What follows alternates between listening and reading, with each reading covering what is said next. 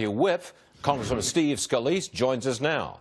From what I'm hearing, Congressman, is that because the CBO really trashed the Ryan plan, the president now has to negotiate and give some concessions to the Freedom Caucus, that the Freedom Caucus is now the one that's going to dictate the new plan.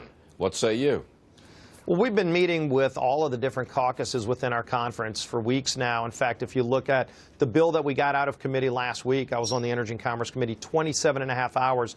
We debated that bill, took amendments, and every Freedom Caucus member on that committee voted for the bill to move it forward. We're very close on the differences where some people might have a different way they want to do things, but the CBO score actually confirms the big items in our bill. It lowers costs, it lowers the deficit, and it cuts taxes. Right. Hold on a second. One of the sticking points for the Freedom Caucus is the tax credits that replace subsidies. They don't like tax credits. Are you near to a point where you abandon the tax credit idea? Well, you know, there were changes made to the tax credit back about 2 weeks ago to address some of their concerns. But if you look, conservatives for years have had the tax credits in different bills that they've had, from Jim DeMint to Tom Price before he was HHS Secretary, to Rand Paul. He's got refundable tax credits in his bill.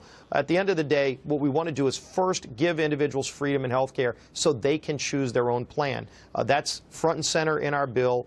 We do a number of other things, but Medicaid reform is a big part of our bill, too, but helping low-income families to be able to buy the plan of their choice if they can't get it through their company, through their employer.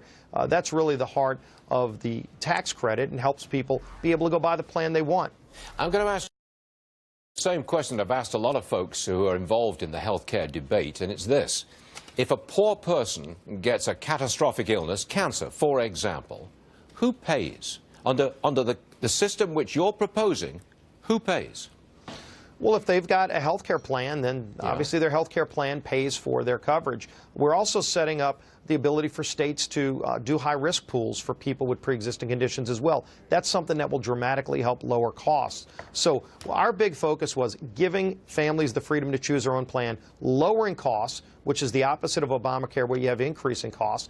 Again, lowering the deficit, being able to make sure that people can buy whatever they want. Those are all parts of our bill. But there's a lot more that's going to be done in stages 2 and 3 where Secretary of HHS Price has broad authority to do even more things that will lower costs that CBO can't factor in. But when you look at the CBO report, it actually helps bolster our argument because it shows we're going to lower costs. But even when they say 14 million people will lose coverage, those aren't people losing coverage. Right. Those are people that are choosing not to be on Obamacare. Yep. That's not lost coverage. That's freedom in health care. We did take issue with that number. 14 million will lose insurance by 2018. No, 14 million people will not choose to get or be forced to get insurance. I think that's very important. Steve, I know you're a busy guy. I know you're going to get right back to the negotiating table. We wish you the best of luck. Thanks for reporting in to us this morning, Steve. Always great to be with you, Stuart. Thanks. Yes, sir. Thanks very much.